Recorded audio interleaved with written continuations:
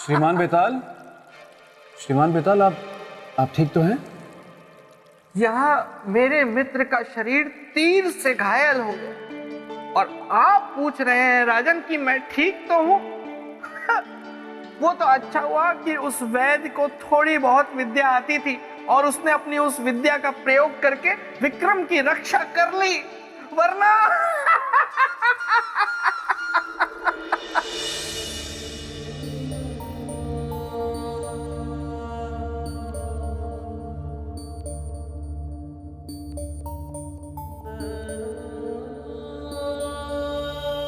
वैद्य जी। बेटे, मैं जितना उपचार कर सकता था मैंने कर दिया, अब बाकी ऊपर वाले के हाथ में है, क्योंकि तीर का विष इनके सारे शरीर में फैल चुका है। तो विष का प्रभाव कब खत्म होगा और इन्हें होश कब आएगा? प्रातः काल तक इन्हें होश आ जाना चाहिए। यदि होश न आए तो इनके सगे संबंधी को सूचित कर।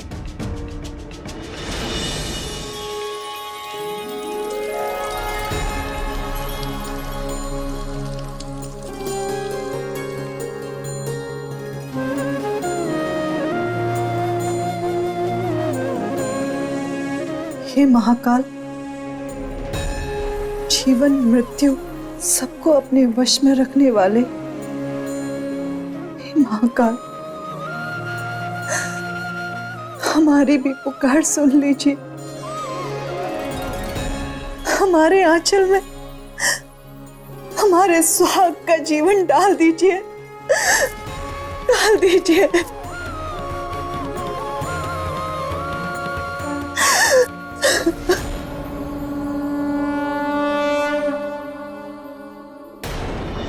हे विधाता, मैं तुझसे भिक्षा मांगता हूं, मेरी जान बचाने वाले देवदूत को बचा ले।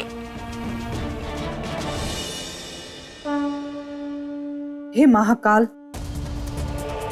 हमारी हथेली पर ये दिए तब तक जलेंगे जब तक कि हमारे सम्राट आकर फिर से हमारी मांग में सिंदूर नहीं भर देते और हमें अखंड सौभाग्यवती होने का आशीर्वाद नहीं दे देते।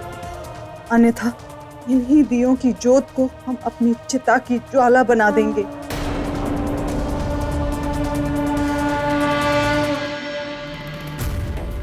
ओम त्र्यंबकं यजामहे सुगंधिं पुष्टिवर्धनम् उर्वारुकमिव बन्धनात् मृत्युर्मोक्षयेमामृतात्। ओम त्र्यंबकं यजामहे सुगंधिं पुष्टिवर्धनम् उर्वारुकमिव बन्धनात् मृत्युर्मोक्षयेमामृतात्। ओम त्र्यंबकं यजामहे सुगंधिं पुष्टिवर्धनम् उर्वारुकमिव बन्धनात् मृत्युर्मोक्षयेमामृतात्। हे महाकाल, ये कैसा नृत्य? ओम त्र्यंबकं यजामहे सुगंधिं पुष्टिवर्धनम् उर्वारुकमिव बन्धनात् मृत्युर्मोक्षयेमामृतात्। ओम त्र्यंबकं यजामहे सुगंधिं पुष्टिवर्धनम् उर्वारुकमिव बन्धनात् मृत्युर्मोक्षयेमामृतात्।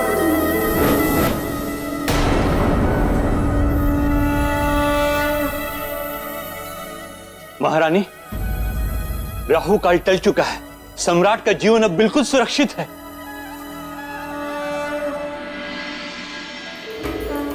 जय हो महाकाल, जय हो।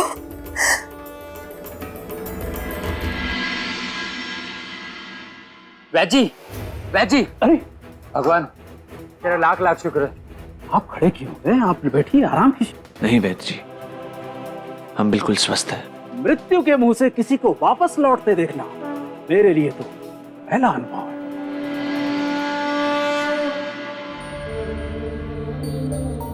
कभी कभी जो औषधि नहीं कर सकती वो आराधना कर जाती है। अवश्य ही आपका जीवन प्रार्थना और आराधना का ही फल है।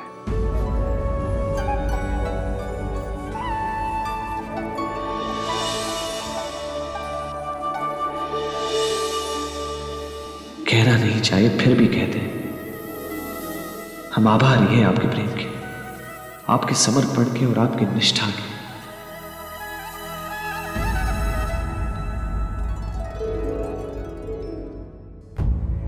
आपका बहुत बहुत धन्यवाद बेट जी। खुश रहो, हम पास के जंगल से कुछ औषधि लेकर आता हूं।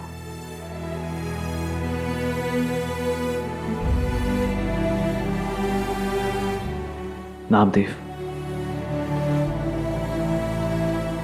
ये जीवन आपकी ही देन है, मैं आजीवन आपका ऋणी रहूंगा।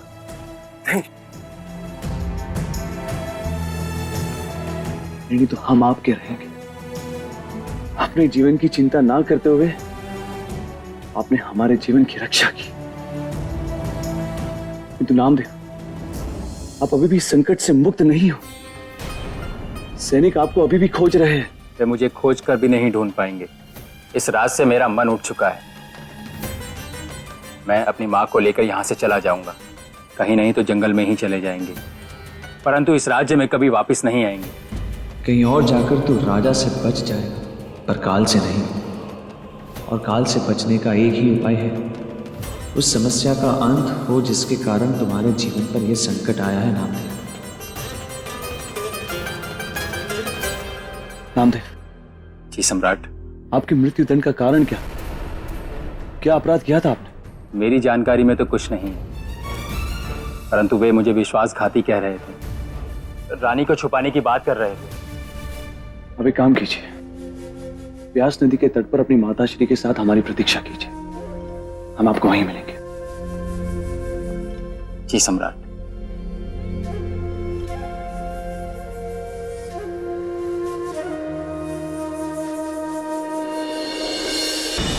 श्रीमान बेताल,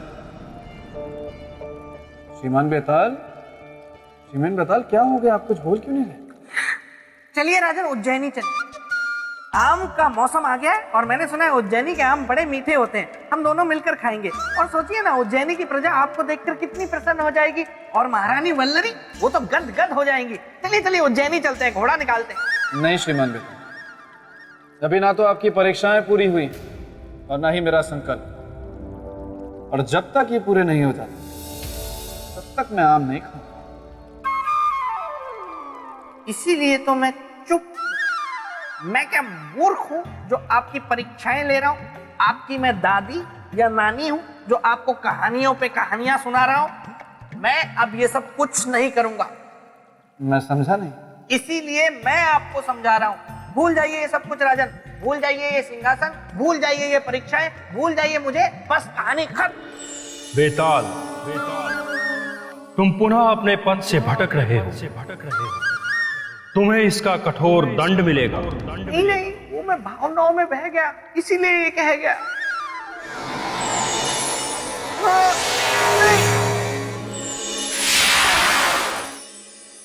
श्रीमान बेताल, कहाँ हैं आप? अरे यहाँ हूँ राजा भोज, यहाँ देखिए खेल हो गया है। कहाँ हैं? आपकी आवाज तो सुनाई दे रही है लेकिन आप नहीं दिखाई दे रहे। अरे यहाँ देखिए ना।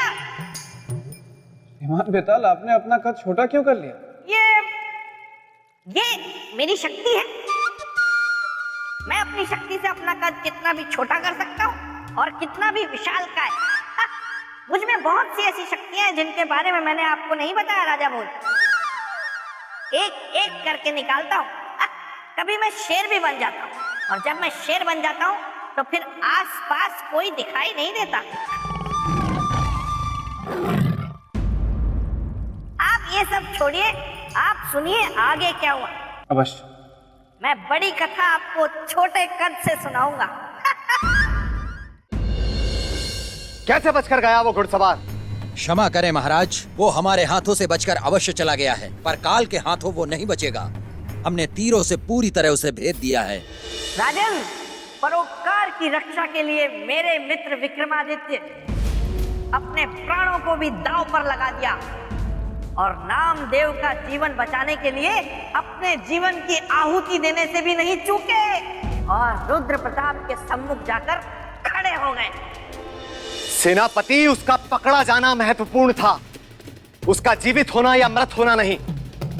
यदि तुम लोग उसको पकड़ लेते तो नामदेव के उस षड्यंत्रकारी साथी से हम महारानी का पता लगा सकते थे। महाराज, महाराज,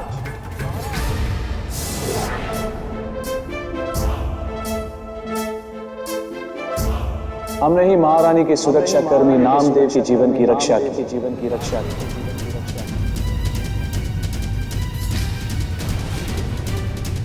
चक्रवर्ती सम्राट विक्रमादित्य, आप? हाँ हाँ, आपके जैसा धर्मिष्ठ, चरित्रवान, उदार और परोपकारी राजा, और आपने किया ऐसा षड्यंत्र?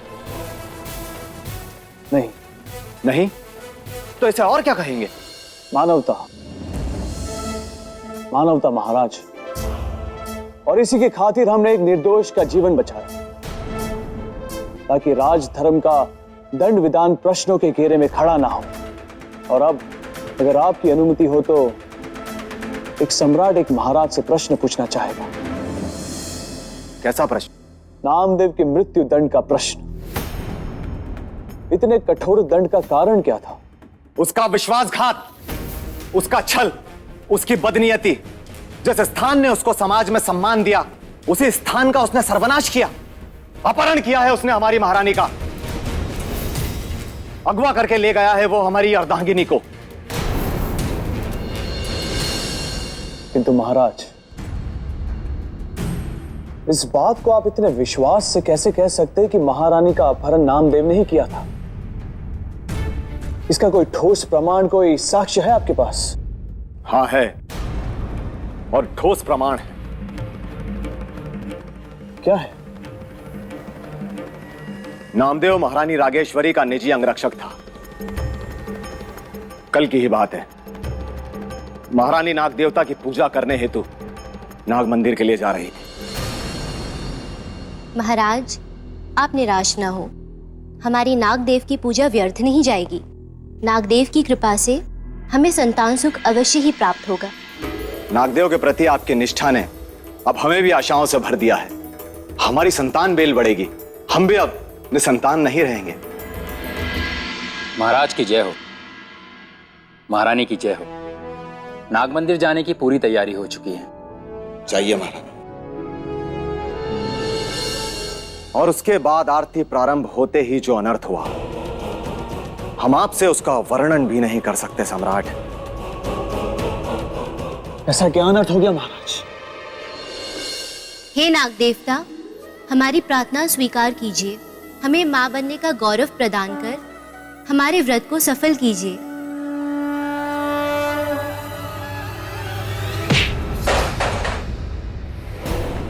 आपका व्रत अवश्य पूरा होगा महारानी, आप अवश्य मां बनेंगी, किंतु नागदेव की कृपा से नहीं, हमारी कृपा से।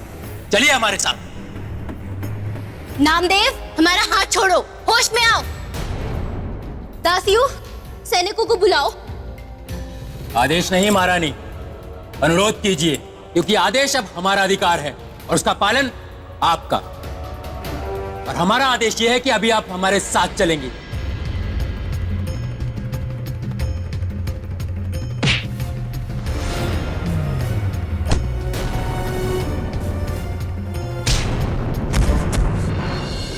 ये हमारे वही विश्वास पात्र सैनिक हैं जिन्होंने कल उस कुटिल को रोकने की कोशिश की थी।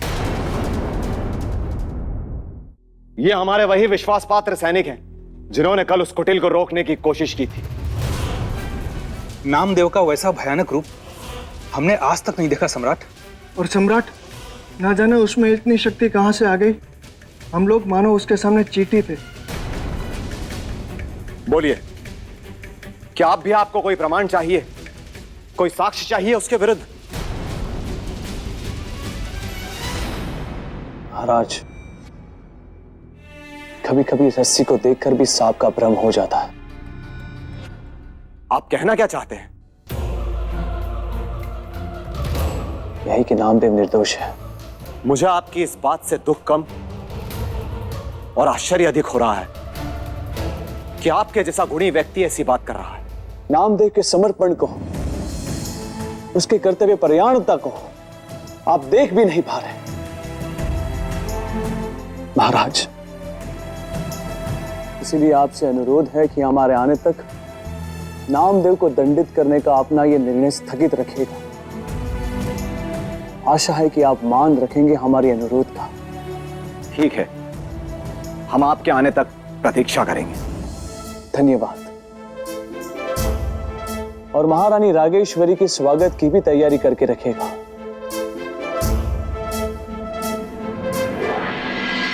विक्रमादित्य, काल को जाल में फंसाकर काल के क्रोध की अग्नि कुंड में स्वयं की आहुति बन रहा है तू।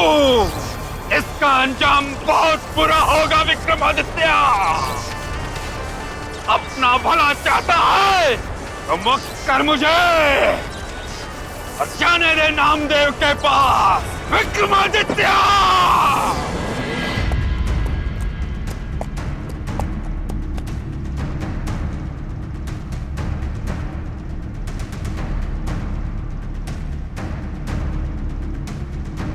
कहां से आ रहे हैं सम्राट? तुम्हारे महाराज रुद्र प्रताप से मिलकर। तो उन्होंने मेरे अपराध के बारे में कुछ बताया? हाँ। क्या बताया? कि कल नाग मंदिर से महारानी रागेश्वरी का अपहरण तुम्ही ने किया था। नहीं सम्राट, ये सरासर झूठ है। मैं अपनी महारानी का अपहरण क्यों करूंगा? कल तो मैं राजमहल गया ही नहीं था नौकरी पर।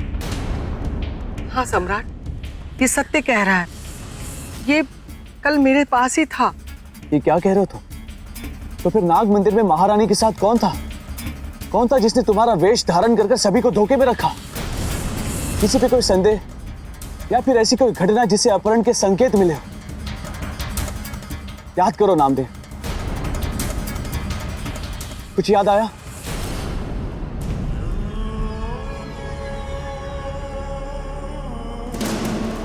हाँ सम्राट, मुझे कुछ कुछ याद आ रहा है। क्या याद आ रहा है नामदेव? सम्राट, महारानी नागदेव की पूजा करने के बाद जब आरती आरंभ करती थी तो एक सर्प आता था और एकटक उन्हें देखता रहता था।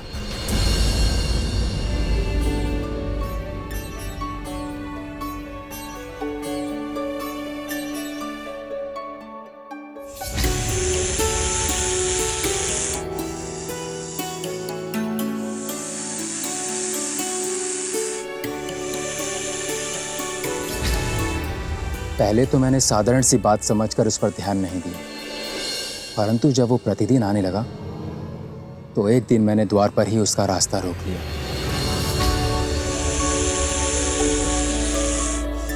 रुको, कौन हो तुम और क्यों आते हो प्रतिदिन यहाँ? युवक, छोड़ मेरा मार्ग और मुझे जाने दे। बिना परिचय जाने नहीं दूंगा। परिचय चाहिए? हाँ, क्योंकि मैं महारानी का निजी अंगरक्षक हूं।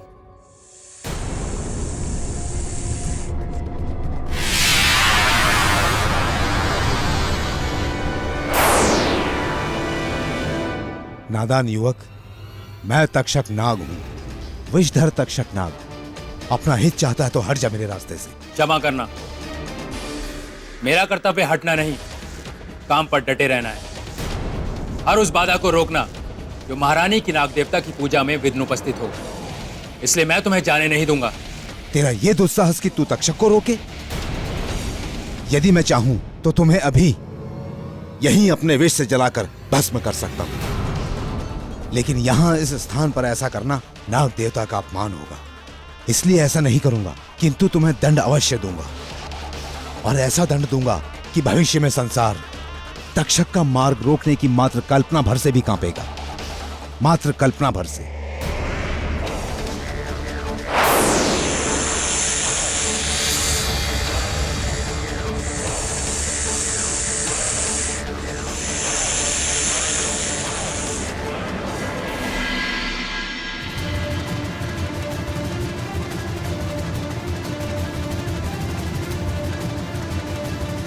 इसका अर्थ है कि तक्षक नाग के साथ तुम्हारी बहस हो गई।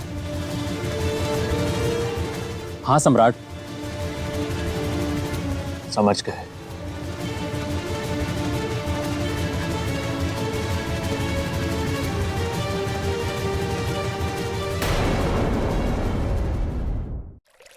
इतना छोटा कर दिया। श्रीमान बेताल, मैंने मान लिया कि आप में किसी भी रूप को धरने की शक्ति है, किंतु कृपा करके मुझे आगे की कहानी सुना। मैं जानने के लिए उत्सुक हूं। राजन, ऐसा कीजिए, आप थोड़ा विश्राम कर लीजिए, क्योंकि कहानी सुनाने का अभी मेरा मन नहीं हो रहा। थोड़ी देर बाद मेरा मन हो जाएगा, फिर मैं आपको कहानी सुनाऊंगा। तब तक अगर आप चाहें तो जल और फल ग्रहण कर लीजिए। लेकिन श्रीमान बेताल, मैं भूखा और प्यासा नहीं हूँ, पर मैं कथा सुनना चाहता हूँ। देखिए, मैं बेमन से सुना तो दूंगा, पर फिर कुछ भूल गया तो इसलिए बाद में सुनाता हूँ ना, जाइए ना। अच्छी बात। बेताल, ब्रह्मदेव, तुम पुनः अपने पथ से भटक रहे हो। नहीं ब्रह्मदेव, ये तो मैंने जानबूझकर ऐसी कहानी सुनाई। मुझे पता था ये सुनकर आप जरूर प्रकट होंगे। कृपया मुझे इससे मुक्त कर दीजिए। ठीक है, किंतु स्मरण रहे, यदि तुम पुनः अपने पथ से भटके तो तुम्हें कठोर दंड मिलेगा। हाँ, मैं नहीं भटकूंगा।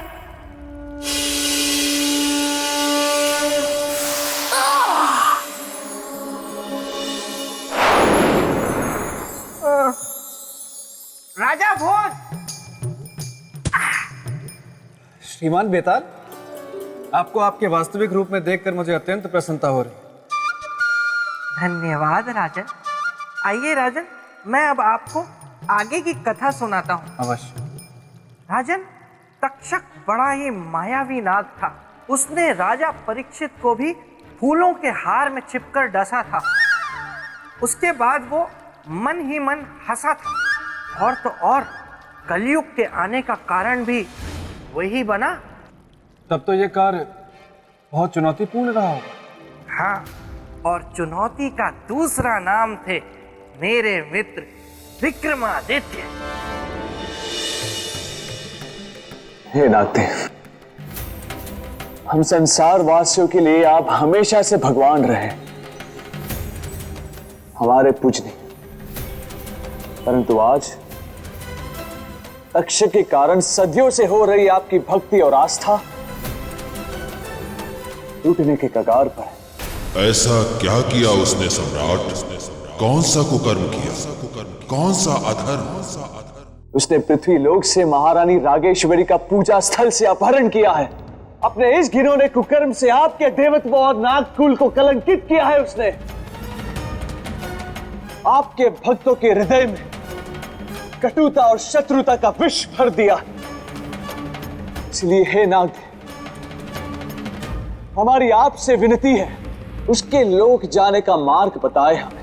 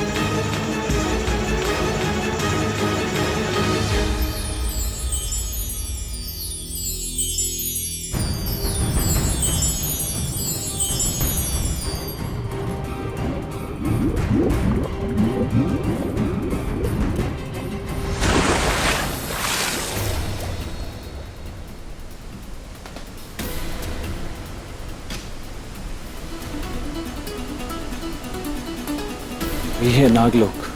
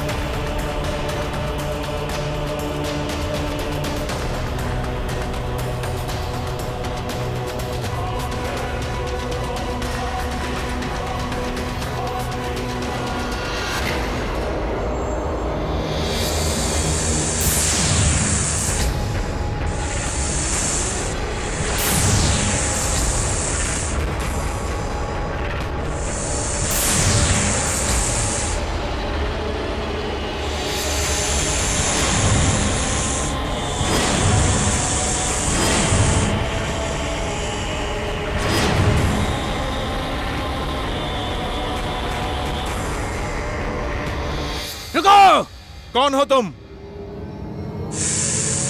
सम्राट विक्रमादित्य। कहाँ से आए हो? पृथ्वीलोक से। यहाँ नागलोक में क्या कर रहे हो? तक्षक से मिलने आए। पृथ्वीलोक के वासियों का उनसे मिलना बुरा सपना है। लौट जाओ, अन्यथा तुम हमारे विष के तुम विशेष पात्र बन जाओगे। क्योंकि मनुष्य हमारा दुश्मन है। अपने जीवन का कोई मोह नहीं, परंतु दूसरों के जीवन से अवश्य मोह है। हमारा मार्ग छोड़ो, जाने दो हमें। असंभव। मित्रों, इसे समझाना व्यर्थ है, मार दो इसे।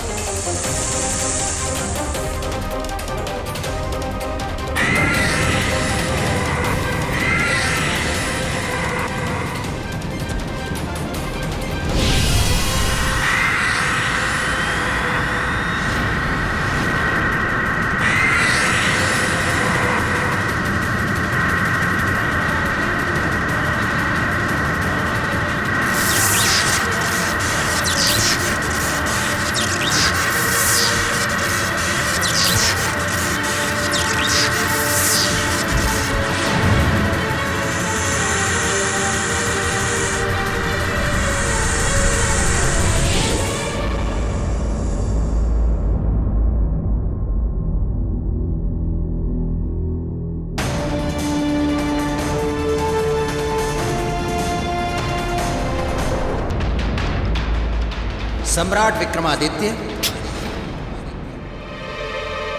हमें क्षमा करें सम्राट विक्रमादित्य।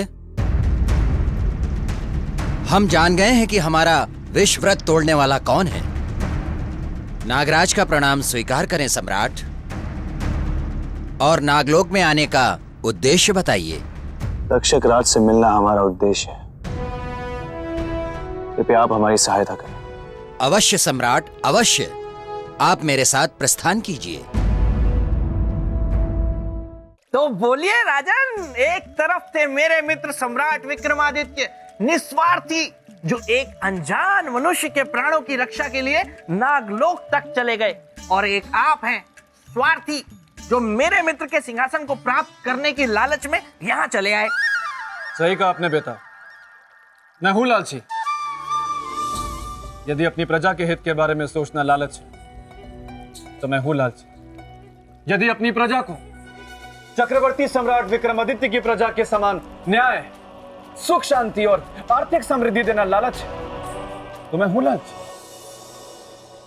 राजन, पहले तो आप झरने का पानी पी के ठंडे हो जाइए, और दूसरी बात, आप मुझे अपनी लच्छेदार बातों से फुसला नहीं सकते। मैं आपको कभी इस सिंहासन पर बैठने नहीं दूंगा। फिलहाल आप आगे की कथा सुनिए।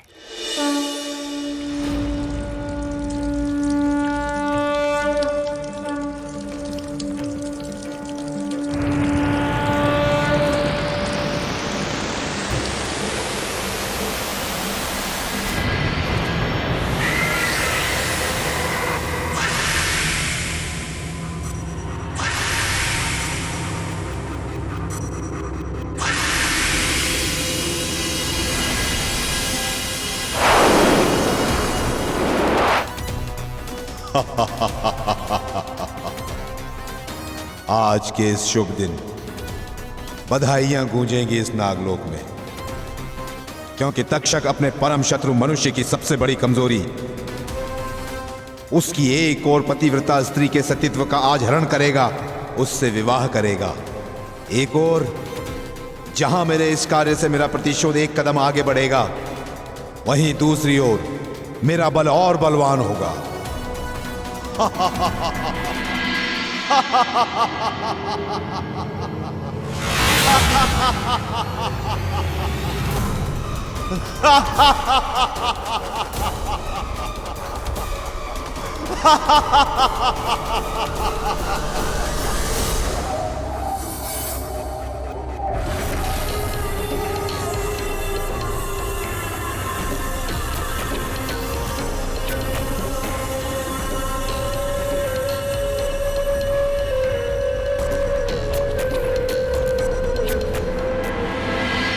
तक्षक तक्षक तक्षक।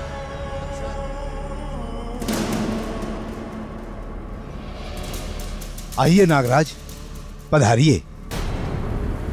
तक्षक के विवाह के शुभ अवसर पर आपका स्वागत है।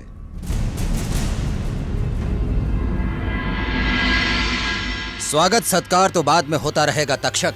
पहले सम्राट विक्रमादित्य के मन में बैठे संशय को दूर करो। कैसा संशय? तक्षक, क्या यह सत्य नहीं कि तुमने महारानी रागेश्वरी का अपहरण किया और उन्हें बंदी बनाया? बंदी? अपहरण? नहीं नहीं, मैंने किसी का अपहरण नहीं किया है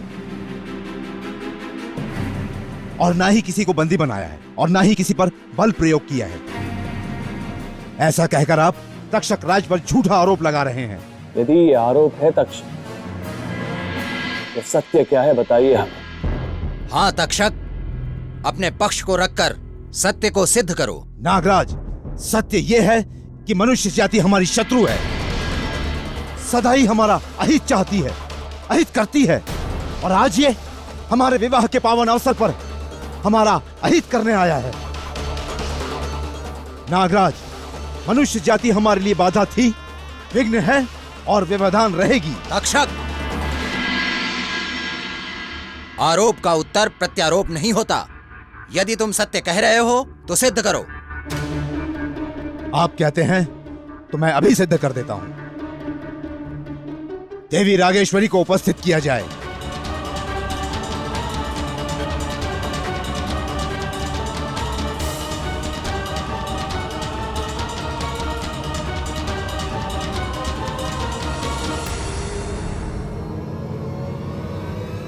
सम्राट, भाग्य मनाओ कि तुम नागराज के साथ हो, अन्यथा सारा संसार जानता है कि मैं कौन हूं।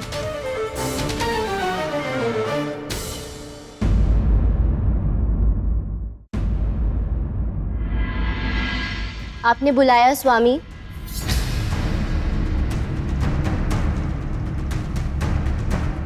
महारानी रागेश्वरी। हाँ देवी, आइए। देखिए, हमें देने के लिए कुछ विशेष भेंट लेकर पृथ्वी के परोपकारी सम्राट विक्रमादित्य आए हैं। कैसी भेंट? हमारे विवाह की भेंट? हाँ, और वो भेंट है आरोप की। इनका कहना है कि हमने आपका अपहरण किया है और आपसे आपकी इच्छा के विरुद्ध विवाह कर रहे हैं। नहीं सम्राट, ये गलत है। हम स्वयं की इच्छा से इनसे विवाह कर रहे हैं। महारानी रागेश्वरी, ये आप क्या कह रही है? आप विवाहित हैं, महाराज रुद्र प्रताप की पत्नी हैं आप। होंगे कभी,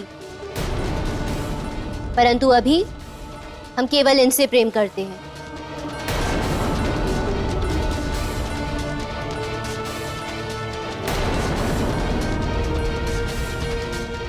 हम नहीं विश्वास करते आप जो कह रही है उसमें। आप जो कुछ भी कह रही वो इस तक्षक के भय से कह रही है। प्रेम में भय कहाँ सम्राट? प्रेम तो निर्भय है, निर्भीक है।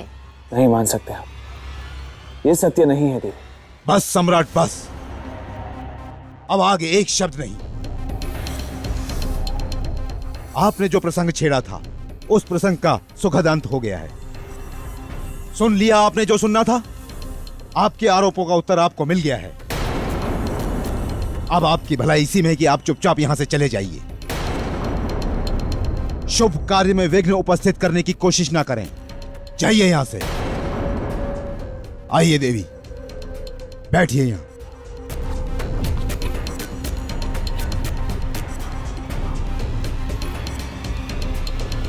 और सम्राट विक्रमादित्य, हमारे हृदय की विशालता को देखिए। आपने हम पर आरोप लगाए, पर हम आपको आमंत्रण दे रहे हैं अपने विवाह में साक्षी होने का। विवाह संपन्न होने पर ही जाइएगा। पुरोहित जी, शुरू कीजिए।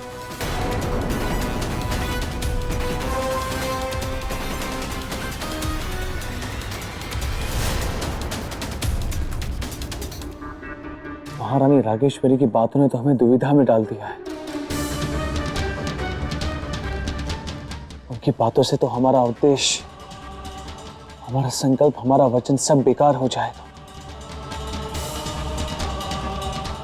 इस बल से हम लोगों का सामना करेंगे। कहां गए सम्राट विक्रमादित्य? और अब तक लौटे क्यों नहीं?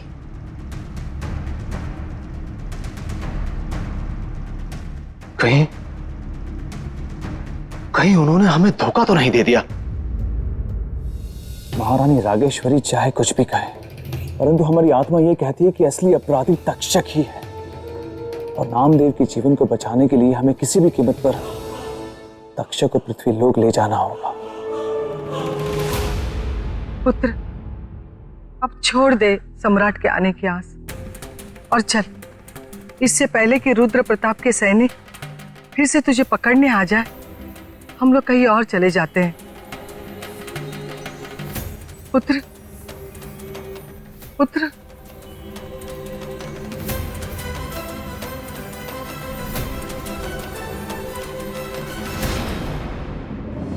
परमपिता परमात्मा, हम तो भारी धर्म संकट में फंस गए। एक तरफ कालदेव बंधे हुए और दूसरी तरफ महारानी रागेश्वरी तक्षक के छल की शिकार हुई। अनर्थ ना हो जाए इसलिए तब तक कालदेव को मुक्त नहीं कर सकते जब तक इस समस्या का हल ना हो जाए। विक्रमादित्य, मुक्त कर मुझे, अन्यथा तू नहीं जानता जिस परोपकार को तू अपने आत्मिक सुख और संतोष का कारण समझ रहा है, वही तेरे लिए कष्टकारक बन जाएगा। तो मुक्त कर मुझे विक्रमादित्य।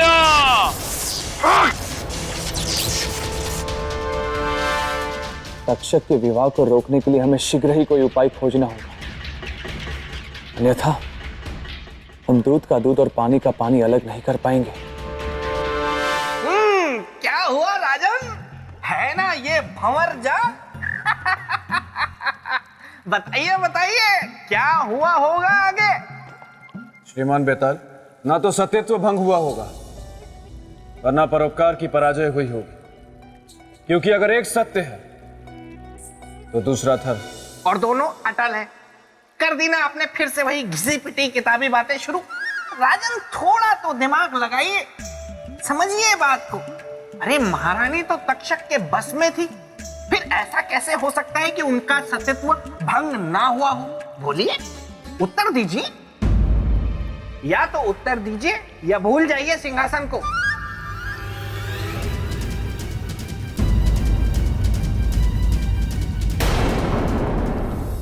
श्रीमान बेताल,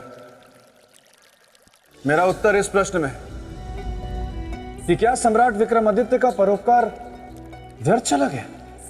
और आप ही ने मुझसे कहा था कि सम्राट विक्रमादित्य इस विश्व में किसी भी चुनौती से परास्त नहीं हो पाए, तो फिर वो इस चुनौती से कैसे पराजित हो सकते? राजन, जब आप मेरे मित्र की प्रशंसा करते हैं ना, तो आप मुझे बहुत अच्छे लगते हैं, परंतु जब आप मेरे मित्र के सिंहासन को प्राप्त करने की बात करते हैं तो आप मुझे एक हिंसक, मतलब मुझे अच्छा नहीं लगता। इसीलिए मैं रक्षक बनकर इस सिंहासन की रक्षा करता हूँ, और अगर कोई इसे हथियाने की कोशिश करे तो मुझे क्रोध आ जाता है, और जब मुझे क्रोध आ जाता है तो मैं तिलमिला उठता हूँ, और मैं जब तिलमिला उठता हूँ तो मैं शेर का रूप ले लेता हूँ। श्रीमान बेताल, मैं तो कहता हूं कि आप सिर्फ शेर का रूप ही धारण नहीं कर लेते, बल्कि आप हृदय से भी बिल्कुल शेर, शेर की तरह निडर, शेर की तरह अडिग और शेर की तरह खूंखार भी। लेकिन श्रीमान बेताल, मुझे ऐसा क्यों लगता है कि जब भी सौंदर्य लेखा आती हैं आप कुछ डर से जाते हैं? मतलब वैसे तो आप शेर हैं, लेकिन जब वो आती हैं तो आप चूहे में परिवर्तित हो जाते हैं। कौन कहता है? कौन कहता है ये? वो तो स्त्री है ना, तो उसका सम्मान करता हूँ। स्त्रियों का सम्मान करना चाहिए, इसीलिए मैं भी कर देता हूँ। वरना डरती वो है मुझसे राजन। डरती है बहुत। क्या बात कर रहे हैं? मेरे सामने आते ही उसकी चिट्टी पिट्टी गुम हो जाती है, बाल खड़े हो जाते हैं उसके, त्राहिमाम करके भागती है। मतलब डरती आपसे वो है? सच में? हाँ। क्या बात है श्रीमान बेताल। निसंदेह। मैं तो ये कहूंगा कि आप पुरुष जाति के लिए एक उदाहरण है, बिल्कुल सशक्त उदाहरण। अच्छा श्रीमान बेताल, वैसे तो सौंदर्य लेखा किष्किंधा पर्वत में जाप के ले गई, लेकिन मान लीजिए कि यदि सौंदर्य लेखा इस समय ठीक आपके पीछे हो, तो आप क्या कहेंगे? क्या कहेंगे? मतलब शेर बने रहेंगे या फिर चूहे में परिवर्तित हो जाएंगे? राजन, आप बड़े मजाकिया हैं। पीछे क्या, वो अगर मेरे सामने होती तो सामने सामने बात होती, और अगर वो पीछे भी होती तो मैं पीछे घूमता और कहता। कहिए। क्या कहते? मैं कहता कि सौंदर्य लेखा। मैं तो मजाक कर रहा था। अच्छा श्रीमान बेताल, अरे श्रीमान बेताल, आप ठीक हैं? वैसे आपको देखकर मुझे इस बात का पूर्ण विश्वास हो गया कि सिर्फ मनुष्य नहीं, बेताल भी स्त्री के वश में ही रहते हैं। वैसे आप अभी ठीक तो हैं? मुझे क्या हुआ है? मैं बिल्कुल ठीक हूँ राजन। ये जो कुछ भी आपने देखा, ये मेरा स्त्री के प्रति सम्मान था। ऐसे में सम्मान करता हूँ स्त्रियों का। खैर आप ये सब छोड़िए, हम हमारी चर्चा को आगे बढ़ाते हैं। तो आप क्या बता रहे थे महारानी के बारे में? मैं ये कह रहा था श्रीमान बेताल, कि सतीत्व स्त्री का एक ऐसा बल है जिसे कोई भी नहीं छल कर सकता, और देवी रागेश्वरी अपने पति से अत्यंत प्रेम करती थी, इसलिए वो कभी भी तक्षक के षड्यंत्र में शामिल नहीं हुई। तो फिर वो क्यों तक्षक का साथ दे रही थी? क्यों अपनी इच्छा से तक्षक से विवाह कर रही थी? क्या कारण था इसका? इसका कारण था सम्मोहन। तक्षक ने उन पर सम्मोहन कर दिया था, इसलिए उनके सोचने समझने की शक्ति क्षीण हो गई।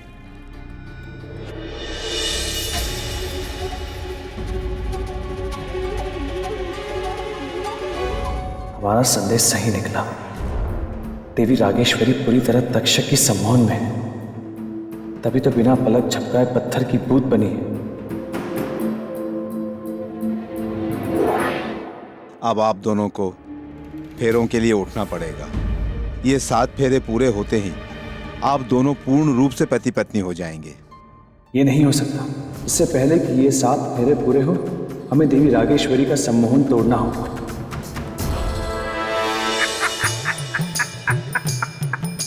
तो राजन, महारानी सम्मोहित है, ये बात तो मेरे मित्र को पता चल गई, लेकिन उस सम्मोहन को तोड़ना कैसे है, ये उन्हें कैसे पता लगा होगा, ये बताइए आप, वो भी अभी, तुरंत। श्रीमान बेताल, ये बात तो जन साधारण जानता है। यदि जिस व्यक्ति पर सम्मोहन हुआ हो, यदि वो धातु के बर्तन में स्वयं को देख ले, तो सम्मोहन टूट जाता है। और अवश्य चक्रवर्ती सम्राट विक्रमादित्य को यह विधि पता हो, और उन्होंने इस विधि का ही इस्तेमाल किया हो।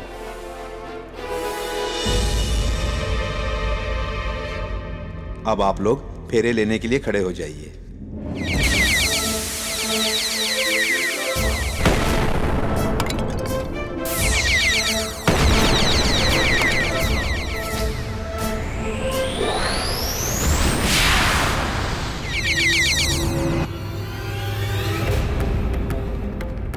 ये सब क्या है? मैं यहाँ कहाँ हूँ? क्या हो रहा है ये सब? कौन हो तुम? हम आपके होने वाले पति है देवी। बस एक बार फेरे हो जाए, फिर हम सदा सदा के लिए विवाह के बंधन में बंध जाएंगे। विवाह रचाने के बारे में सोच भी कैसे सकते हो? उस सुहागन से जिसकी मांग में पहले से ही उसके पति के नाम का सिंदूर चमक रहा है। जल जाएगा तू उसकी मांग के सिंदूर से, भस्म हो जाएगा तू। आज इस शुभ अवसर पर आप कैसी अशुभ बातें कर रही हैं देवी? चलिए हमारे साथ, फेरे लेने हैं। तक्षक, ये सब क्या है? ये इसका सत्य है नागराज। नामदेव से बदला लेने के लिए सबसे पहले उसका रूप धारण किया, ताकि महारानी रागेश्वरी को बंदी बनाकर उसका अपहरण कर सके, और फिर उसे सम्मोहित करके उससे विवाह करना चाहा। यही उसके छल का प्रमाण है। आपने नागलोक को कलंकित होने से बचा लिया सम्राट। आपका बहुत बहुत आभार।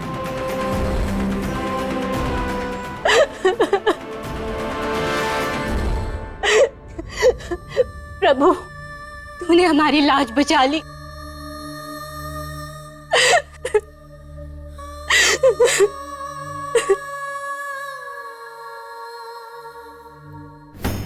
तक्षक, कहां जा रहे हो तक्षक? रुको तक्षक, रुक जाओ तक्षक, रुको तक्षक।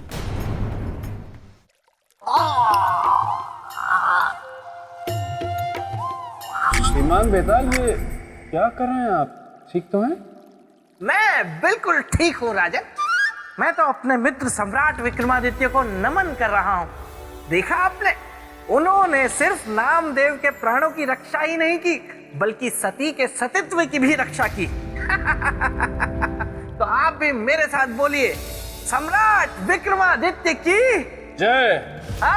महाज्ञानी महाप्रतापी विक्रमादित्य की जय। मेरे परम मित्र की जय। उनके सिंहासन की जय। और अब मेरे साथ बोलिए, मुझे बोलिए, मुझे मुझे सिंहासन सिंहासन चाहिए? चाहिए। बिल्कुल नहीं। बोलिए। श्रीमान बेताल, आप प्रणाम कर रहे हैं सम्राट विक्रमादित्य को, लेकिन मैं प्रणाम करता हूं आपकी चतुराई को। आपसे अधिक चतुर मैंने आज तक किसी को देखा ही नहीं। ठीक है, आपका प्रणाम मैंने स्वीकार कर लिया। अब मुझे ये बताइए राजन, कि राम के कुल का वंशज होते हुए भी, इंद्रदेव का परम मित्र होते हुए भी तक्षक क्यों अधर्म के मार्ग पर चल पड़ा था? श्रीमान बेताल, कभी कभी मनुष्य के जीवन में एक ऐसी घटना घट जाती है जो उससे भूले नहीं भूलती, और ऐसी घटना मनुष्य के भीतर एक गांठ बन जाती है। और ऐसी ही एक घटना कारण थी तक्षक के अधर्म के मार्ग पर चलने की। महाभारत काल में जब पांडवों के लाक्षागृह में आग लग गई थी, तब उस आग के कारण पूरा जंगल जल उठा था। उस जंगल के जीव जंतुओं के साथ साथ उसमें तक्षक की मां की भी मृत्यु हो गई, और उसकी मां की इसी मृत्यु ने उसे मनुष्यों का घोर विरोधी बना दिया था। ज्ञान तो है आप में। धन्यवाद। परंतु मेरे जितना नहीं है राजन। देखिए, पाप का घड़ा एक न एक दिन भरता है और फूटता भी है। उसी तरह तक्षक के पापों का घड़ा भर चुका था। तक्षक, तुमने घोर अपराध किया है। तुम दंड के भागी हो। नागराज, तक्षक का अपराध क्षमा के योग्य नहीं है। महारानी रागेश्वरी के साथ इसने छल किया है। सम्राट विक्रमादित्य, आपका न्याय तीनों लोकों में सर्वश्रेष्ठ है, इसलिए इस विश्वासघाती का न्याय भी आप ही करें। तो ये तुच्छ मानव करेगा तक्षक का न्याय, जो इस तक्षक के सामने एक कण के बराबर भी नहीं है। विक्रमादित्य, तुम मरने के लिए तैयार हो जा। कौन मरेगा और कौन मारेगा तक्षक, ये समय पे छोड़ दो। जा, छोड़ दिया निर्णय समय पर। आ, युद्ध कर मुझसे। यदि तुझे न्याय प्रिय है तो कर स्वीकार चुनौती। पाप के अंत के लिए इस पापी की चुनौती भी स्वीकार है। तो ठीक है, आजा मेरे मौत के अखाड़े में। आ, आ, आ।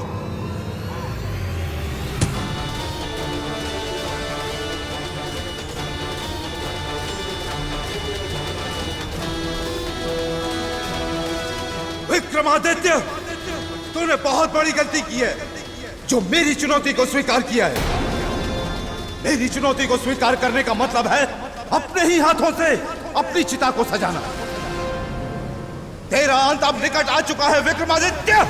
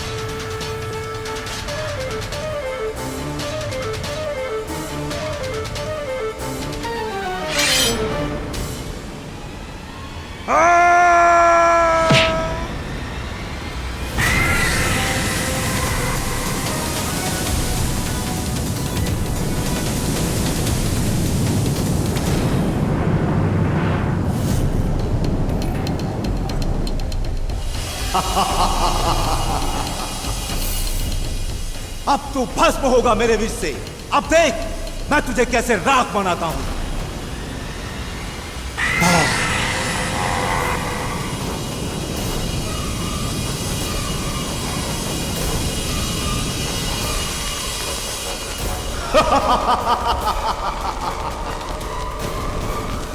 तू तक्षक को दंडित करने चला था, उस तक्षक को जो मनुष्यों का साक्षात काल है। विक्रमादित्य के साथ साथ पूरी मनुष्य जाति भी यह सुन ले कि तक्षक को कोई भी दंडित नहीं कर सकता है, कोई भी नहीं और कभी भी नहीं।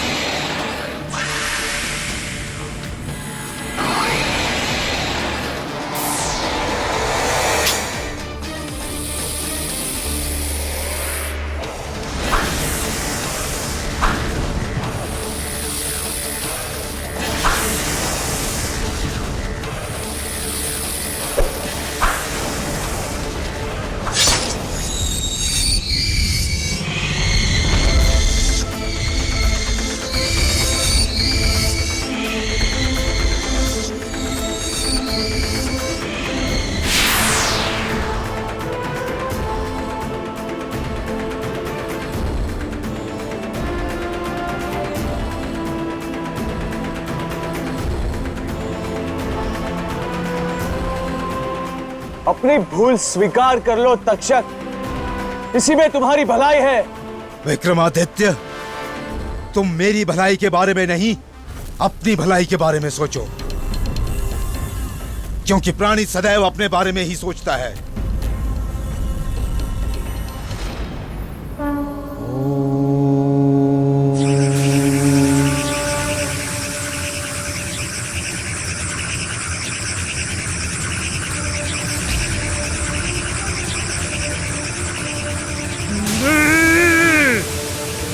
ऐसा नहीं हो सकता। मुझे कोई मानव कभी पराजित नहीं कर सकता। तुम्हारी इस पराजय का मूल कारण तुम्हारा पाप है तक्षक,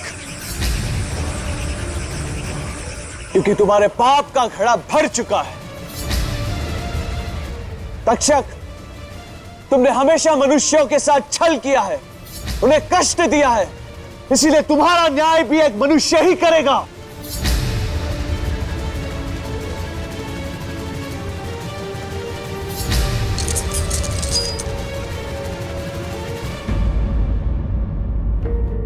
न जाने कहां होगी महारानी, किस अवस्था में होगी। महाराज, महाराज। महारानी आप आ गई, आप कुशल तो हैं?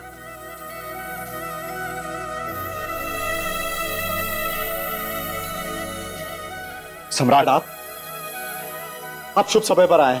देखिए देखिए महारानी आ गई। नहीं महाराज, हम स्वयं नहीं आए, सम्राट विक्रमादित्य हमें लाए हैं। महाराज, यदि ये ना होते तो हम आपके पास वापस कभी ना लौट पाते।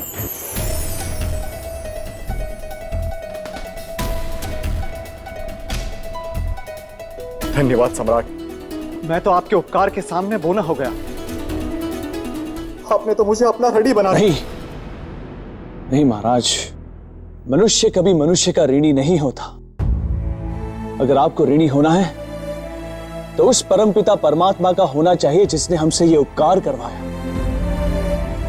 आपके इस धूमिल संसार को हरा भरा बनाने के लिए हमारा सहयोग किया और इस कर्तव्य का पालन करने की शक्ति दी हमें। किंतु ये सब हुआ कैसे? किसने किया ये सब? महाराज, ये सब इसने किया है महाराज। हाँ महाराज।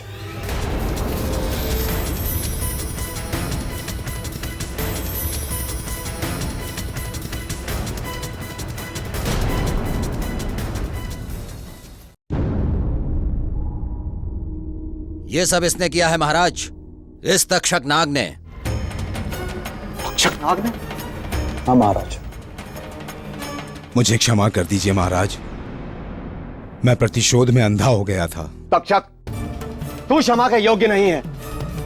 फिर भी यदि क्षमा मांगना चाहता है तो उस अंगरक्षक से मांग जिसे हमने तेरे कारण मृत्यु दंड दे दिया था। उसकी अंधी मां से मांग जिसके घर का सहारा छिन जाता। सम्राट, हमें नामदेव और उसकी मां को ढूंढने जाना होगा। नहीं महाराज, इसकी कोई आवश्यकता नहीं, वो यहां आते ही होंगे। आपने उन्हें संदेश? वो आ गए महाराज। मैं जान गया तुम निर्मल हो, निर्दोष हो। सारा कसूर इस तक्षक नाग का है। मुझे क्षमा कर दो अंगरक्षक, मैं दोबारा ऐसी गलती कभी नहीं करूंगा। तक्षक, यदि सच में तुम्हारे मन में यह भाव जागा है तो यह प्रायश्चित की निशानी है। तुम नागराज के साथ पुनः नागलोक वापस लौट जाओ और अपने कर्मों का प्रायश्चित करो।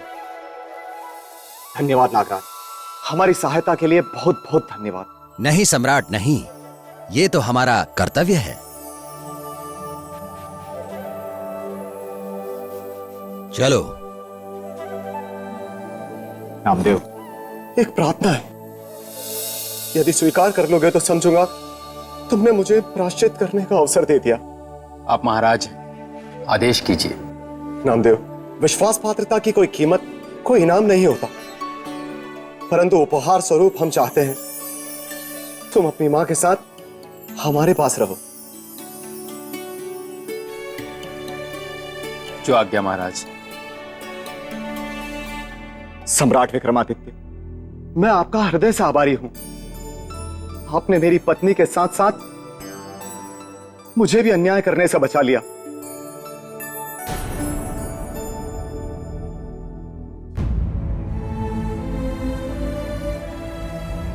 क्या बात है महारानी राजेश्वरी, इस खुशी के अवसर पे आपकी आंखों में आंसू क्यों?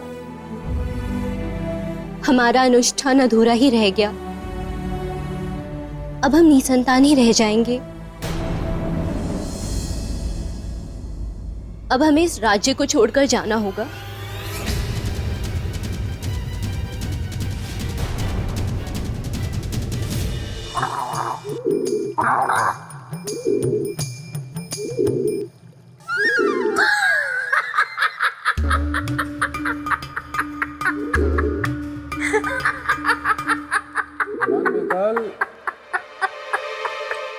चौंकिए मत राजन, मुझे पशु पक्षियों की, हाँ ठीक है, भाषाएं भी आती है। मैं इनसे बात कर सकता हूँ। वाह श्रीमान बेताल वाह, आपकी महिमा देखकर दिन प्रतिदिन मेरे हृदय में आपका स्थान और ऊंचा होता जा रहा है। आप महान हैं।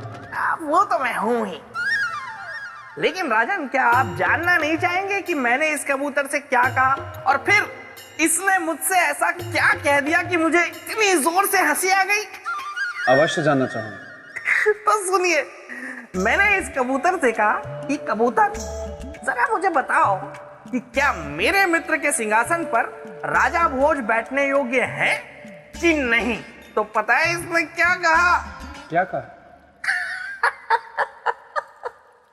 इसने मुझसे कहा कि श्रीमान बेताल, ये तो आप वैसा ही प्रश्न कर रहे हैं कि जैसे आप पूछ रहे हो कि क्या एक छोटी सी डिबिया में बड़ा सा हाथी फैलकर सो सकता है या नहीं।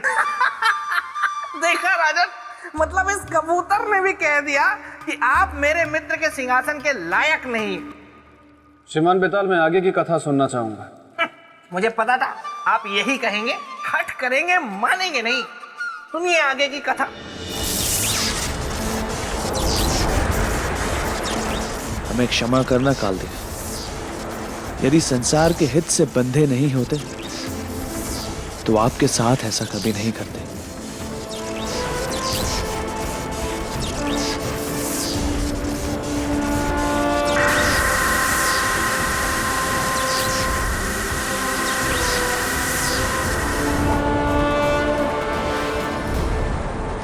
अब आप मुक्त हो, आप अपने लोक वापस जा सकते हैं कालदेव। चक्रवर्ती सम्राट विक्रमादित्य,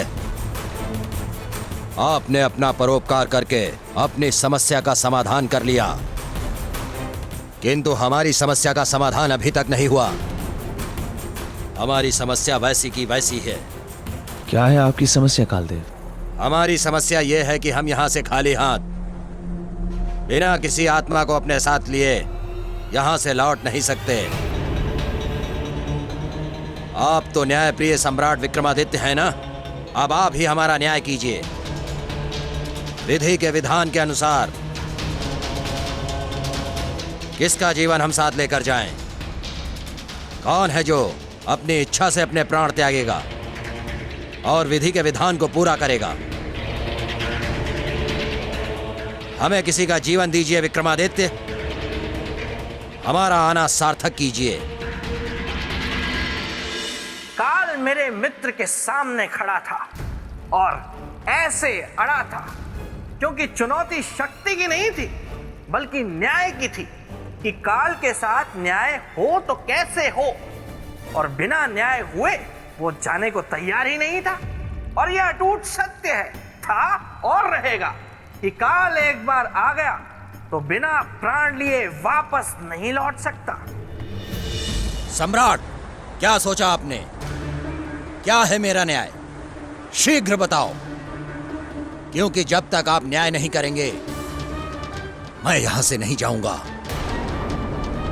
और जब तक मैं यहां से नहीं जाऊंगा विधि की व्यवस्था और समय का चक्कर रुका रहेगा, और इस व्यवस्था को बाधित करने के उत्तरदायी होंगे आप, हमारे कारण ना तो विधि की व्यवस्था में बाधा आएगी और ना ही समय का चक्र रुकेगा। तो शीघ्र बताइए। आपको केवल एक ही आत्मा चाहिए ना, फिर वो चाहे किसी की भी हो। भेद केवल देह में होता है, आत्मा तो सबकी एक जैसी होती है। आप यमलोक चलने की तैयारी कीजिए कालदेव। किंतु वो जीव कहाँ है जिसकी आत्मा मैं अपने साथ लेकर जाऊंगा? वो जीव आपके सामने खड़ा है। क्या आप? हाँ कालदेव, आप हमारे शरीर से हमारी आत्मा को निकाल दीजिए। नहीं नहीं, मैं ये नहीं कर सकता सम्राट। मैं आपके प्राण नहीं ले सकता सम्राट। किंतु क्यों? आपको तो केवल एक आत्मा ही चाहिए ना। आपके प्राण लेने का अर्थ है संपूर्ण पृथ्वी लोक का नष्ट, हाहाकार, अंधकार। आपकी पत्नी, आपकी प्रजा, इन सब का क्या होगा? सब टूट जाएगा, सब बिखर जाएगा। कुछ नहीं टूटेगा और कुछ नहीं बिखरेगा कालदेव। समय के लेप ने बड़े से बड़े घाव को भर दिया है। फिर यह शरीर भी तो मिट्टी का ही बना है। इस शरीर को भी एक न एक दिन मिट्टी में ही तो मिल जाना है। तो फिर ये आज ही क्यों नहीं कालदेव? ठीक है, मुझे न्यायप्रिय, परोपकारी चक्रवर्ती सम्राट विक्रमादित्य का न्याय स्वीकार है।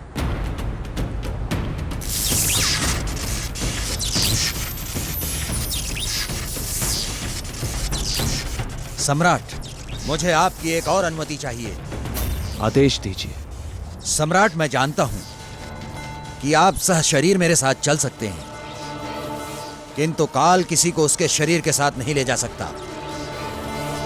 काल की विधि में ऐसी व्यवस्था नहीं है। मुझे अनुमति दीजिए कि मैं आपकी देह से आपकी आत्मा को मुक्त कर सकूं। मुझे अनुमति दीजिए कि मैं आपकी देह से आपकी आत्मा को मुक्त कर सकूं। अनुमति है आपको।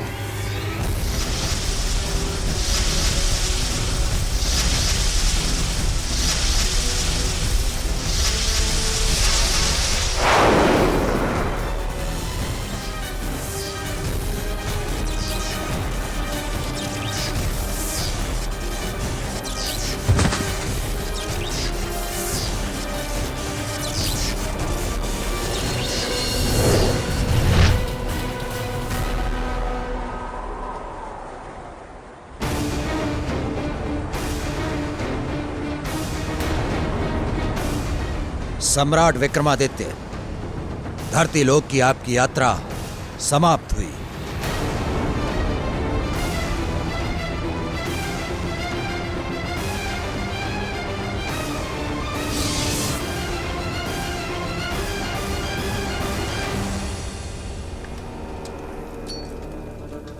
समझ में नहीं आ रहा है, काल अभी तक आया क्यों नहीं? यमराज के चरणों में काल का प्रणाम। कहां थे काल तुम? इतना विलंब क्यों लग गया आने में? जबकि तुम ध्वनि की गति से जाते हो और बिजली की गति से आते हो। महाराज, पृथ्वी लोक में एक सत्य पुरुष ने मुझे रोक लिया था। उसने मुझे बंदी बना लिया। परिणाम स्वरूप जिसको मुझे लाना था उसके स्थान पर किसी और को लाना पड़ा। किसे लेकर आए हो?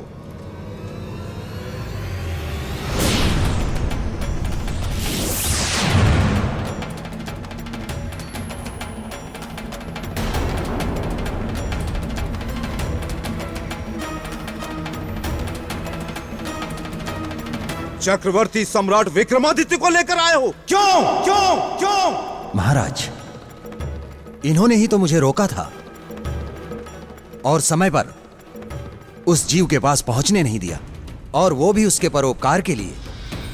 इन्होंने मुझे रोककर जीव की रक्षा की है। ऐसी परिस्थिति में मैं क्या करता महाराज? तो ले आया इन्हें।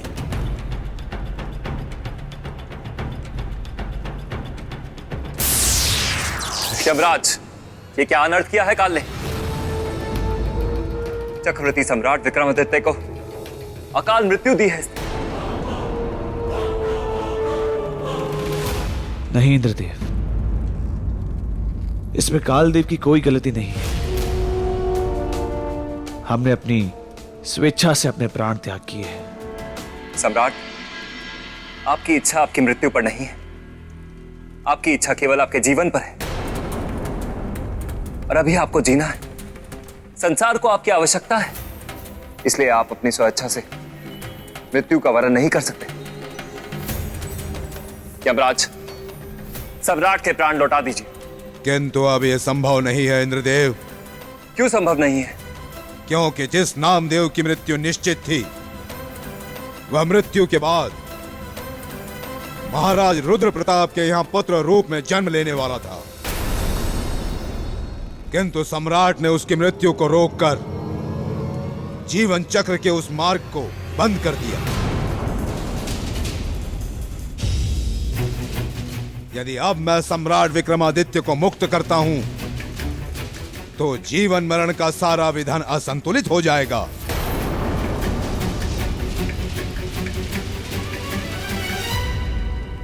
उस भूल, इस असंतुलन को सुधारने का कोई उपाय? एक उपाय है, एक उपाय है। वह क्या? यदि सम्राट विक्रमादित्य राजा रुद्र प्रताप के जीवन में अपने कर्म पुण्य से संतान की व्यवस्था कर दें। यदि सम्राट ने ऐसा किया तो आप इन्हें इनके प्राण लौटा देंगे? अवश्य।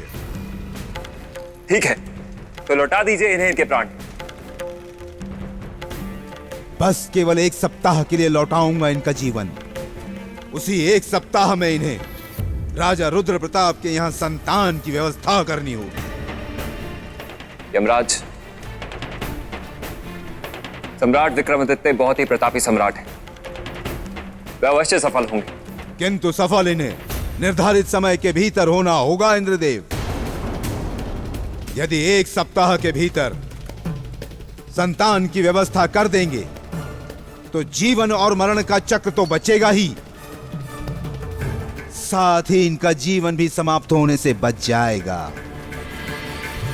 अन्यथा इनकी मृत्यु को कोई टाल नहीं पाएगा।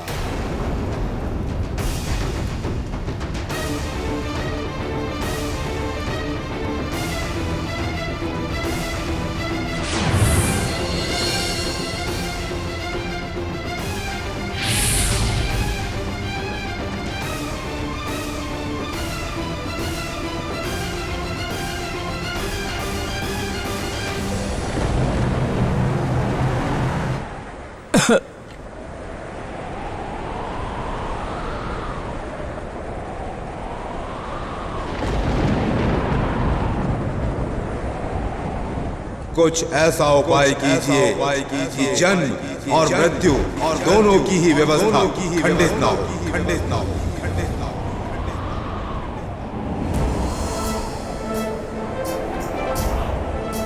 अब इस कार्य में विधाता ब्रह्मदेव ही हमारी सहायता कर सकते हैं। ओम ब्रह्मदेवाय नमः। ओम ब्रह्मदेवाय नमः। ओम ब्रह्मदेवाय नमः।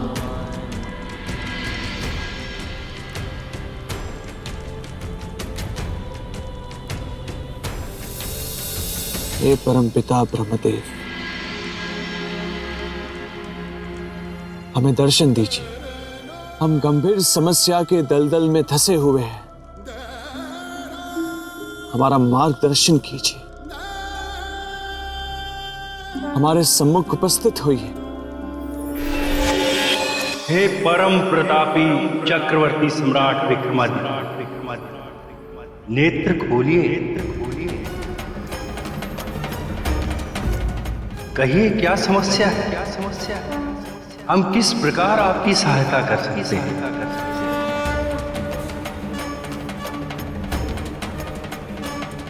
ब्रह्मदेव, हम जिस संकट में घिरे हुए हैं, उस संकट से उभरने का मार्ग बताइए। हम तो अपनी जान देकर भी उबर नहीं पाए। आप ही एक सहारा है विधाता। बताइए बताइए, क्या संकट है? क्या संकट? संकट है नामदेव नामक व्यक्ति की जीवन की रक्षा करके महाराज रुद्र प्रताप और महारानी रागेश्वरी की संतान प्राप्ति का मार्ग बंद कर देना। हम उनके संतान प्राप्ति का मार्ग जानना चाहते हैं ब्रह्मदेव। मार्ग तो है सम्राट, किंतु सरल नहीं है। इसका पथिक अकेला नहीं होता। आप मार्ग बताइए ब्रह्मदेव। मार्ग को सरल बनाना व्यक्ति के हाथों में होता है। वो है संतान दान का मार्ग। यदि कोई अपने भाग्य की संतान उस दंपत्ति को दान कर दे तो उनके यहाँ संतान का जन्म हो सकता है। किंतु कोई और क्यों? हम अपनी संतान दान कर देंगे उन्हें। अब हमारी संतान उन्हें दे दीजिए ब्रह्मदेव। इसके लिए आपको अपनी पत्नी से सहमति लेनी होगी। हम अपनी पत्नी को जानते हैं ब्रह्मदेव, वो मना नहीं करेगी। फिर भी वो एक स्त्री है और स्त्री को संतान का मोह अधिक होता है।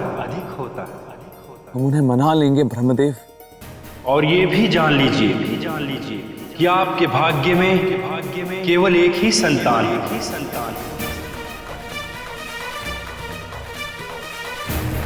और उसे दान कर देने के बाद ना तो आपकी पत्नी मातृत्व सुख को भोग सकेंगी और ना ही आप अपनी संतान का मुख देख सकते।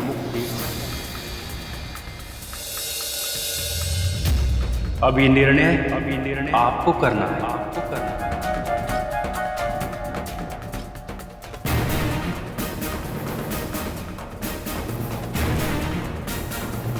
हमने निर्णय ले लिया है ब्रह्मदेव।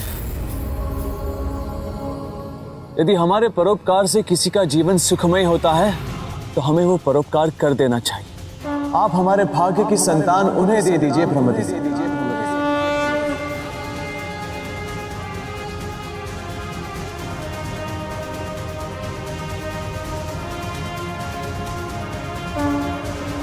तथास्तु।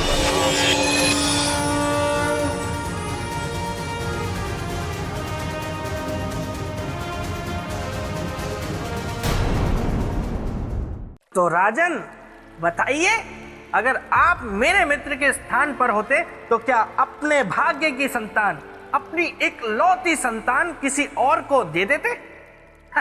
बताइए उत्तर दीजिए राजन। अच्छा ऐसा कीजिए, वो वहां दूर वृक्ष देख रहे हैं, उसकी उस डाल को मैं छू कर वापस आऊंगा और उसके ऊपर लगे पुष्प को चूम कर वापस आऊंगा। तब तक आपको उत्तर देना है, ठीक है? और अगर आप उत्तर नहीं दे पाए तो फिर आप सिंहासन को भूल जाएंगे, ठीक है? तो चलिए मैं ये चला।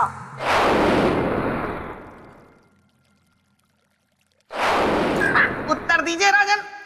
ये क्या श्रीमान बेताल, आपने तो मुझसे कहा था कि आप उस वृक्ष पे उस पुष्प को चूम कर आएंगे, पर आप तो वहां गए नहीं। राजन मैंने आपसे कहा था कि मुझ में कई ऐसी शक्तियां हैं जिनका समय आने पर आपको पता चल जाएगा। तो ये भी मेरी एक शक्ति है कि मैं कब वृक्ष तक पहुंचा, कब डाल छुई, कब पुष्प चूमा, कब वापस आ गया, आप कुछ भी नहीं देख पाए, क्योंकि मैं पल भर में कहीं भी जा सकता हूं और पल भर में कहीं से भी आ सकता हूं। नहीं श्रीमान बेताल, जब तक मैं आपको प्रत्यक्ष रूप से उस पुष्प को चूमते हुए नहीं देख लेता तब तक मैं नहीं मानूंगा। आप जाइए उस पुष्प को चूम कर आइए, मैं प्रतीक्षा कर रहा हूं। मुझे पता था राजन कि आप मानेंगे नहीं, हट करेंगे। छोड़िए, खैर जाने दीजिए, आप आगे की कथा सुन लीजिए, क्योंकि आपकी असली परीक्षा अभी बाकी है। और वैसे ही मेरे मित्र विक्रमादित्य की भी असली परीक्षा बाकी थी, क्योंकि अपने निर्णय के बारे में उन्होंने महारानी को अब तक नहीं बताया था।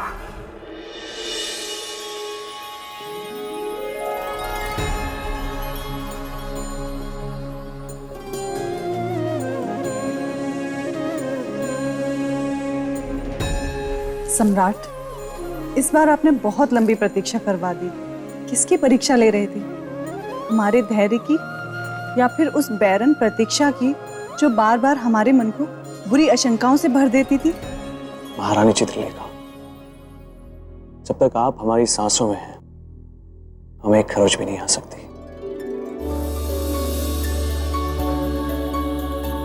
हमें आशीर्वाद दीजिए जिससे हमारी सांसों में आपकी भक्ति और प्रेम सदा ऐसे ही बनी रहे।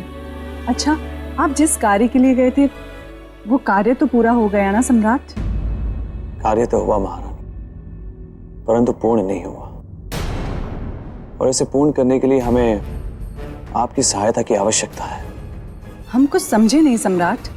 आप हमारे साथ चलिए।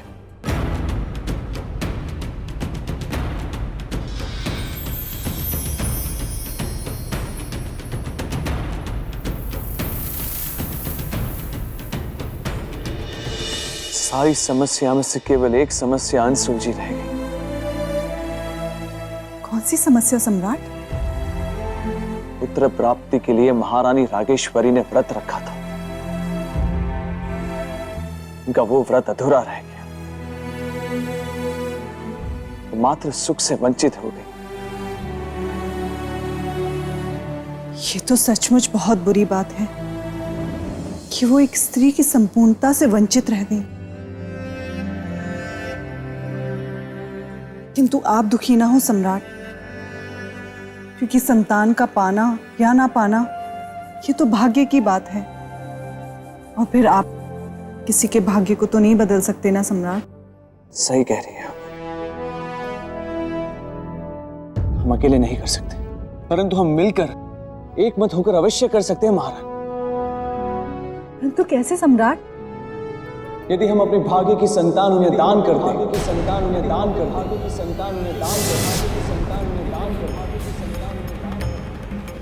हमने तो निर्णय भी ले लिया है कि हमारे भाग्य की संतान महाराज रुद्र प्रताप के महल में ही जन्म लेगी।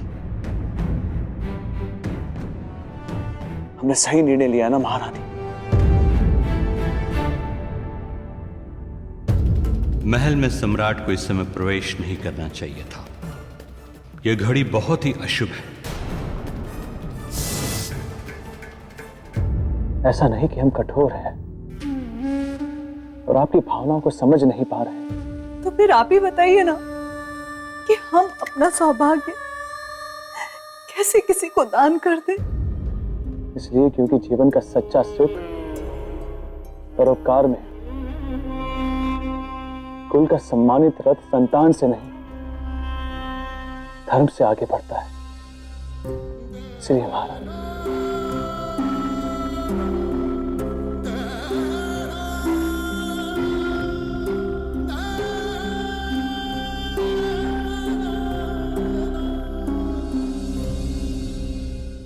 आपका मुंह फेर लेना यह संकेत देता है कि आप हमारी बात से सहमत नहीं।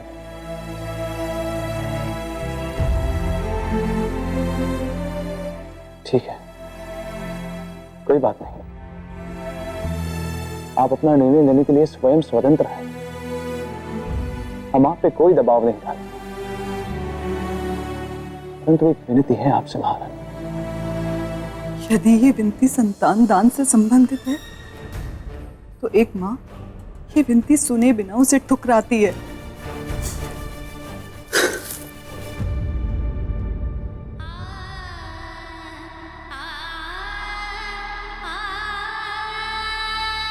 हे महादेव,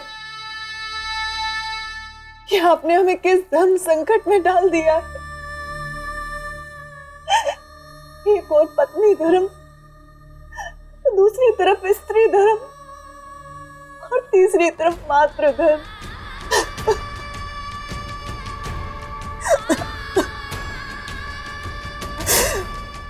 यदि पत्नी धर्म को छोड़ते हैं तो पाप के भागी बनते हैं, और यदि स्त्री धर्म को छोड़ते हैं तो बांझपन के कलंक को सहते हैं, और मातृ धर्म को त्यागते हैं तो स्वयं को ही चलते हैं। हे महादेव, ये कैसी विडंबना है? कोई दिशा दिखाइए, हम क्या करें?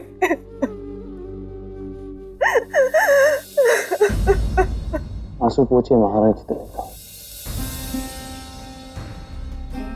आपकी आंखों में आंसू अच्छे नहीं लगते।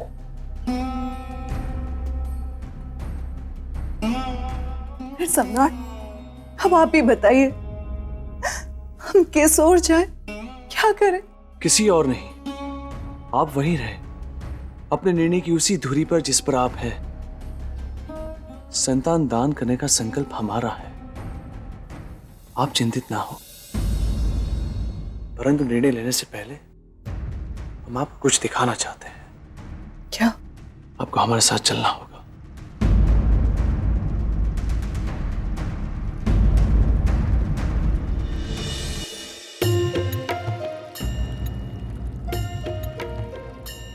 राजन, जरा इधर आइए। यहाँ आइए। इधर? जी हाँ।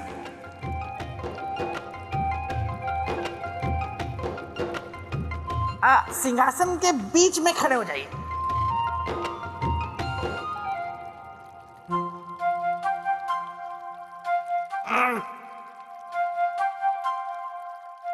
थोड़ा इस तरफ जाइए। इस तरफ? श्रीमान बेताल, मेरे तो कुछ समझ में नहीं आ रहा कि आप इधर आइए, इधर आइए, इधर आइए। श्रीमान बेताल, ये आप कर क्या रहे हैं? देख रहा हूं कि मेरे मित्र के सिंहासन के नजदीक खड़े होकर आप कैसे दिखाई पड़ते हैं। जच रहा हूं ना? बिल्कुल भी नहीं। राजन, आप जब मेरे मित्र के सिंहासन के समीप खड़े होकर अच्छे नहीं लग रहे, तो इस पर बैठकर कैसे लगेंगे? तो आप मान लीजिए कि ये सिंहासन आप पर और आप इस सिंहासन पर शोभा नहीं देंगे। श्रीमान बेताल, यदि आपका मनोरंजन हो गया हो तो आगे की कथा सुनो।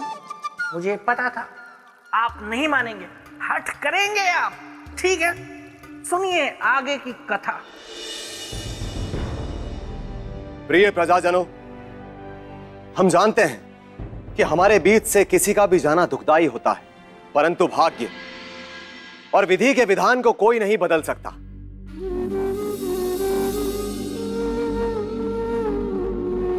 और हमारे भाग्य की लेख यह कहती है कि अब हमें आपसे सदा सदा के लिए विदा लेने का समय आ गया है।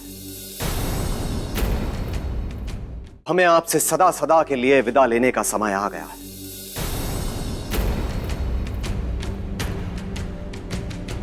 हे धर्मसभा के ऋषियों, हमने यह विचार कर लिया है कि अब इस पापमय जीवन को जीने का हमें कोई अधिकार नहीं। इसलिए आज रात्रि के शुभ पहर में हम दोनों ने जल समाधि लेने का निर्णय किया। नहीं महाराज, नहीं, आप ऐसा निर्णय नहीं ले सकते। आप हमें अनाथ करके नहीं जा सकते महाराज। हम आपको अपने से दूर नहीं जाने देंगे महाराज। हाँ, हम नहीं जाने देंगे महाराज को। शांत शांत भक्तजनों, स्नेह का बंधन मत डालिए इनके पैरों में, जाने दीजिए इन्हें।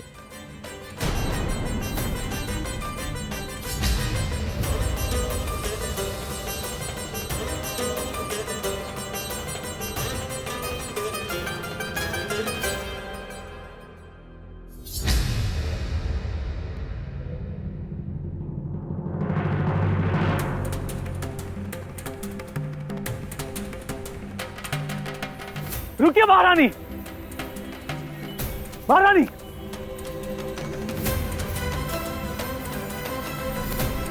कहाँ जा रही है? किसी का जीवन बचाने। किसका? राजा रुद्र प्रताप और महारानी रागेश्वरी का। उनका दुख हमसे देखा नहीं गया। यदि हमारे अजन्मे शिशु के दान से उनके और उनकी प्रजा के जीवन में सुख के पल आ सकते हैं, तो हम अपनी संतान का दान कर देंगे। छोड़ देंगे हम अपना मातृत्व पद, किंतु हम उन्हें बचाएंगे। क्या कह रही हैं आप? जी महाराज, यही हमारा अटल और अंतिम निर्णय है। आपको पाकर धन्य हो गए हम। हमारी प्रेरणा के स्रोत भी केवल आप ही हो महाराज। आपका बहुत बहुत धन्यवाद।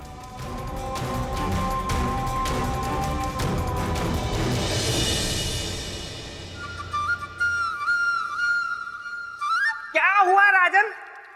किन विचारों में खो गए आप? सोच रहा हूं कि महारानी चित्रलेखा ने कितना बड़ा त्याग किया था। एक पल जिस त्याग का उन्होंने घोर विरोध किया था, तो दूसरे ही पल किसी का दुख देखकर उस त्याग को करने को तुरंत तैयार हो गए। मेरे मित्र सम्राट विक्रमादित्य थे ही इतने सौभाग्यशाली जो उन्हें ऐसी पत्नी मिली थी।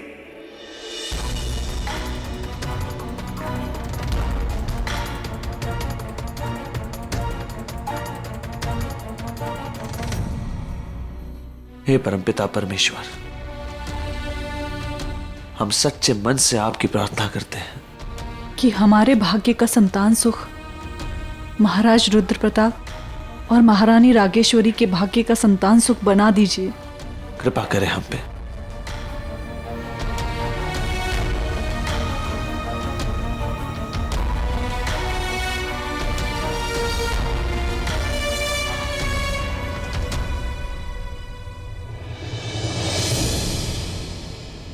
अब हमें आज्ञा दीजिए।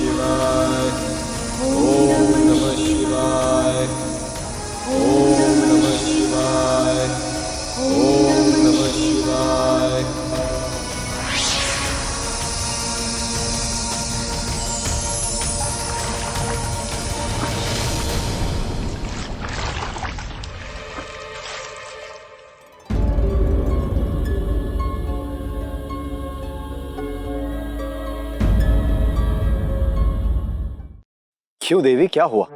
क्या जीवन के प्रति मोह जाग गया या फिर डूबने से भय लगने लगा? जी महाराज, हमें मोह जाग गया। मैं कुछ समझा नहीं महारानी। महाराज, हमें हमारे गर्भ में जीवन की अनुभूति हुई है। ये कैसे हो सकता है महारानी? ये आपका भ्रम है। नहीं महाराज, एक नारी को अपने गर्भ के जीवन का कभी भ्रम हो ही नहीं सकता। यदि ऐसा है तो इसकी सत्यता अभी प्रमाणित हो जाएगी। चलिए तट पर।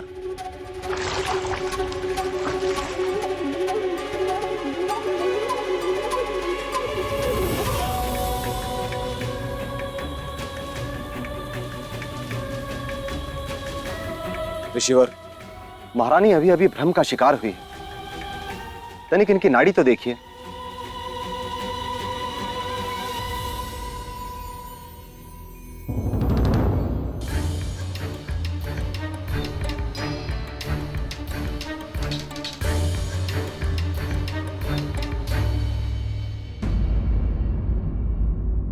महाराज, चमत्कार हो गया। महारानी के जीवन के साथ एक और जीवन जुड़ चुका है। ये आप क्या कह रहे हैं ऋषिवर? सत्य कह रहा हूं महाराज। महाराज रुद्र प्रताप की जय। महाराज रुद्र प्रताप की जय। हे प्रभु, आपने हम पर बहुत बड़ा उपकार किया। आपकी बहुत बड़ी कृपा।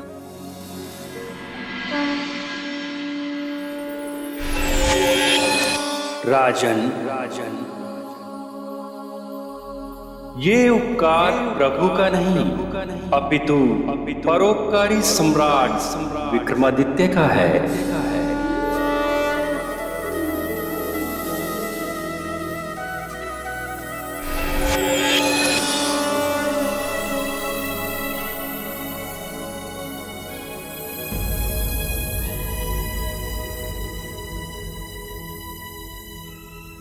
महारानी चित्रलेखा, आपने जो कार्य किया इसे संसार हमेशा याद रखेगा।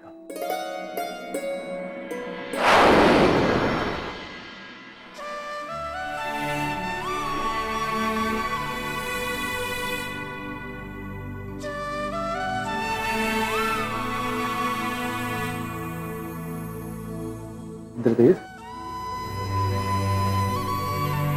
सम्राट, आज आप दोनों ने परोपकार का जो उदाहरण प्रस्तुत किया है वह इस संसार में ध्रुव तारा के समान चमकेगा। ऐसा महान परोपकार ना तो पहले कभी देखा गया है और ना ही भविष्य में कभी देखा जाएगा। सच में सम्राट, इस धरती पर आप धर्म के सच्चे प्रतिनिधि हैं। आज पहली बार काल को किसी के परोपकार ने पराजित किया है।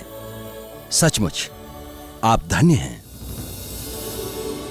विधि के विधान को व्यवस्थित रखने के लिए जो भूमिका आपने निभाई है, उसके लिए हम सब आपके आभारी हैं। आभार स्वरूप हम आपका लिया हुआ जीवन आपको वापस करते हैं।